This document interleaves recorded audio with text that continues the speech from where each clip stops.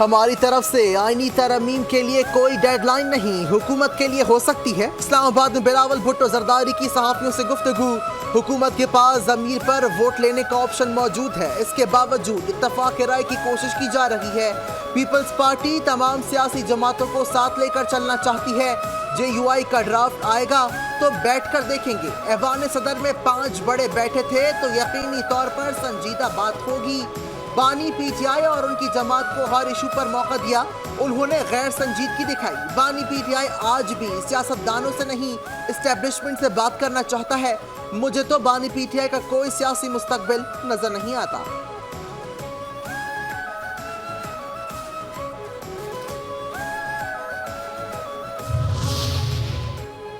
آئینی ترمیم پر حکومت اور پی ٹی آئی مولانا فضل الرحمان کی حمایت کے حصول کے لیے متحرک۔ مولانا فضل الرحمان کی جانب سے آئینی ترمیم کی حمایت کا گرین سگنل دیے جانے کی اطلاع۔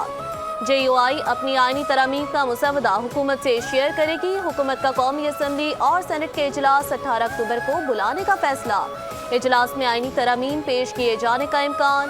حکومت کی بیرون ملک دوروں پر موجود اپنے اراکین پارلیمنٹ کو 15 اکتوبر تک ہر صورت واپس وطن پہنچنے کی ہدایت۔ آئینی ترمیم پر جے یو آئی اور پی ٹی آئی کے بڑوں کی بھی اہم بیٹھک۔ مولانا فضل الرحمان سے بیرسٹر گوہر کی سربراہی میں وفد کی ملاقات۔ ملک کی سیاسی صورتحال اور آئینی ترمیم پر مشاورت۔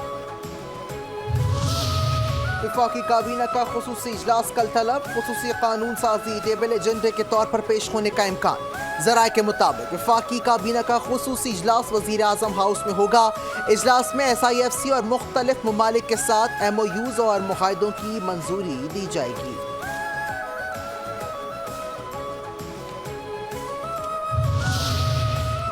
پاکستانی معیشت کے لیے خوشخبریاں۔ سعودی وزیر سرمایہ کاری 130 سعودی سرمایہ کاروں کے وفد کے ساتھ پاکستان پہنچ گئے۔ ایئرپورٹ پر شاندار استقبال۔ پاکستان اور سعودی عرب کے درمیان $2 ارب کے معاہدوں کا امکان۔ سعودی وزیر سعودی وفد صدر، وزیر اعظم اور عسکری حکام سے ملاقاتیں کرے گا۔ دونوں ممالک کے درمیان اہم مفاہمتی یادداشتوں پر دستخط کیے جائیں گے۔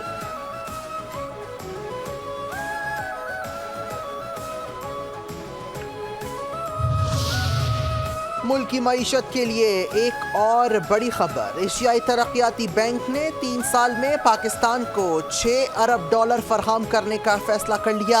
اے ڈی بی پاکستان کو $2 ارب 80 کروڑ کا رعایتی قرض بھی دے گا۔ رواں برس 2 ارب سے زیادہ فائنینسنگ فراہم کی جائے گی۔ 2025 میں $1 ارب 85 کروڑ، 2026 میں $2 ارب 3 کروڑ ملیں گے۔ اے ڈی بی حکام کے مطابق $8 ارب 31 کروڑ کے مختلف منصوبوں پر پہلے ہی سے کام جاری ہے۔ بجلی کے واحد خریدار کے کردار کے خاتمے کے لیے انڈیپینڈنٹ ملٹی پلیئر مارکیٹ بنانے کا فیصلہ۔ وزیر اعظم شہباز شریف کہتے ہیں بجلی چوری میں ملوث تقسیم کار کمپنیوں کے ملازمین کے خلاف کارروائی کی جائے۔ بجلی کے شعبے میں اصلاحات اور چوری کے اسباب کے لیے جدید ٹیکنالوجی استعمال کی جائے۔ وزیر اعظم شہباز شریف کی زیر صدارت کابینہ کمیٹی برائے توانائی کا اجلاس۔ وزیر اعظم کی بجلی کے شعبے میں نقصانات کم کرنے کے لیے مؤثر اقدامات اٹھانے کی ہدایت۔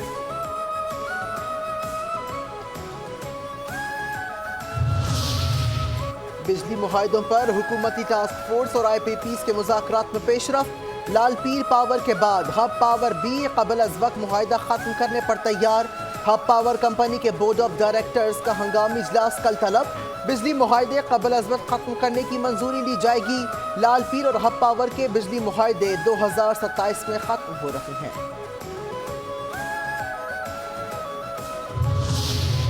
پاکستان اسٹاک ایکسچینج میں کاروبار کے دوران ریکارڈ تیزی رہی۔ 100 انڈیکس 5 پوائنٹس کے اضافے کے ساتھ 85,669 پوائنٹس پر بند۔ کاروباری روز 208 کمپنیوں کے حصص میں اضافہ، 172 کمپنیوں کے حصص میں کمی اور 68 کمپنیوں کے حصص میں مستحکم رہے۔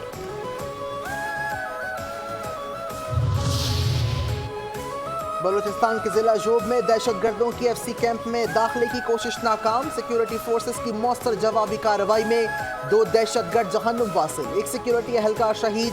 ہلاک دہشت گردوں میں خودکش حملہ آور اور دوسرا اہم دہشت گرد عمر المعروف عمری شامل تھا۔ 39 سالہ شہید حوالدار جمشید خان ڈیرہ بگٹی کے رہائشی تھے۔ میر علی بی سیکیورٹی فورسز کی خفیہ اطلاع پر کارروائی، 2 خوارجی دہشت گرد ہلاک۔ قبضے سے بڑی تعداد میں اسلحہ برآمد، سیکیورٹی فورسز نے تربت میں دہشت گردی کا بڑا منصوبہ ناکام بنا دیا، سیکیورٹی فورسز نے تربت شہر کو بڑی تباہی سے بچا لیا، گاڑی سے 280 کلو گرام دھماکہ خیز مواد برآمد۔ حکومت کا کالعدم، پی ٹی ایم کا ساتھ دینے والوں کے خلاف کارروائی کا اعلان، شناختی کارڈ بلاک کرنے کا فیصلہ۔ وفاقی وزیر داخلہ محسن نقوی نے کہا ملک میں متوازی عدالتی نظام کی اجازت نہیں دے سکتے، پی ٹی ایم کو جرگے کے نام پر کسی بھی صورت متوازی عدالت قائم کرنے کی اجازت نہیں دیں گے، جرگہ کرنے پر کسی کو کوئی اعتراض نہیں، ہزاروں کی تعداد میں لوگوں کو لانا جرگہ نہیں ہوتا، حقوق اور بندوق اٹھانے کی بات ساتھ ساتھ نہیں ہو سکتی، حکومت حقوق کی بات پر بیٹھنے کو تیار ہے، ہاتھ میں بندوق لے کر حقوق کی بات نہ کریں، یہ نہیں ہو سکتا کہ ریاستی اداروں کو گولیاں دیتے رہیں اور ہم چپ بیٹھے رہیں۔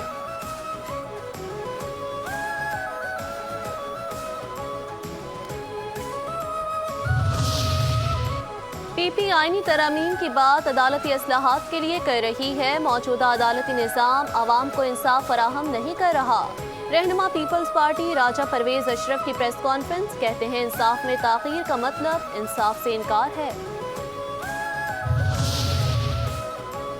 پاکستان میں بہت سے کام بغیر آئین و قانون کے ہو جاتے ہیں، chief justice of Pakistan justice قاضی فائز عیسیٰ کے ڈیمز فنڈ کیس کی سماعت کے دوران ریمارکس، کہا جب سپریم کورٹ میں عجیب و غریب چیزیں ہو رہی ہوتی ہیں تو اس وقت کوئی اعتراض نہیں کرتا، ہم ڈیمز بنانے سے متعلق سپریم کورٹ کے حکم نامے کی طرف نہیں جائیں گے۔ عدالت نے ڈیمز فنڈز پرائیویٹ بینکس میں مارک اپ کے لیے رکھنے سے متعلق وفاقی حکومت اور وابڈا سے معاونت طلب کر لی۔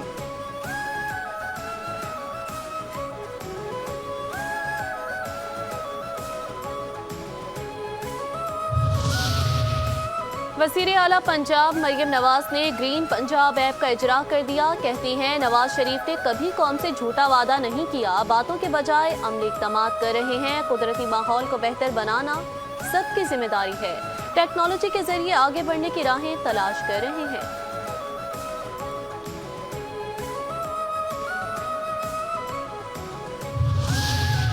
کے پی حکومت کا ریلیف سے تعلق ہے نہ کسان سے، نہ سولر پینل بانٹنے سے۔ پنجاب کی وزیر اطلاعات عظمہ بخاری کہتی ہیں جن کی خود کوئی کارکردگی نہیں وہ دوسروں سے سوال کر رہے ہیں۔ پنجاب کا کسان مریم نواز کی کارکردگی سے مطمئن ہے۔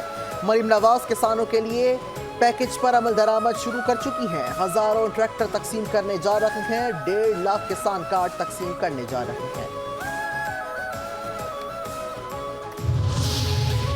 کے پی ہاؤس اسلام آباد میں نقصانات کا تخمینہ لگانے کے لیے کمیٹی تشکیل، صوبے کے خود مختاری اور آئینی حقوق پر سمجھوتا نہیں کریں گے۔ اسلام آباد میں پرامن احتجاج کے ساتھ جو کچھ ہوا وہ ناقابل برداشت ہے، ہمارے بارودی پولیس والوں کو غیر قانونی حراست میں لیا گیا۔ وزیر اعلیٰ کے پی علی امین گنڈاپور کا کابینہ اجلاس میں اظہار خیال، کہتے ہیں بحیثیت وزیر اعلیٰ جہاں جاؤں گا اہلکار اور دیگر مشینری ساتھ لے جاؤں گا۔ کے پی ہاؤس اسلام آباد میں غیر قانونی طور پر ہماری املاک کو توڑا گیا، قانونی چارہ جوئی کے لیے مشاورت کر کے لائحہ عمل طے کریں گے۔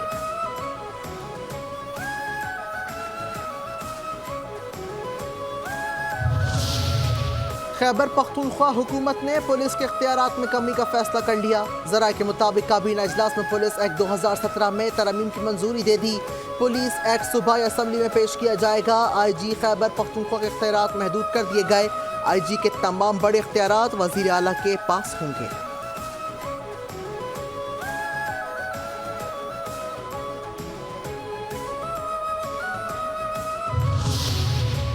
پی ٹی آئی احتجاج میں ریسکیو اہلکاروں کو حراست میں لینے اور گاڑیوں کی تحویل میں لینے کا معاملہ، ڈی جی ریسکیو 1122 کا اسلام آباد ہائی کورٹ میں درخواست دائر کرنے کا فیصلہ۔ ڈی جی ریسکیو ڈاکٹر محمد ایاز کا کہنا ہے ریسکیو کی سرگرمیاں سیاسی احتجاج سے جوڑنا درست نہیں، احتجاج میں ایمرجنسی صورتحال سے نمٹنے کے لیے عملہ بھجوایا تھا۔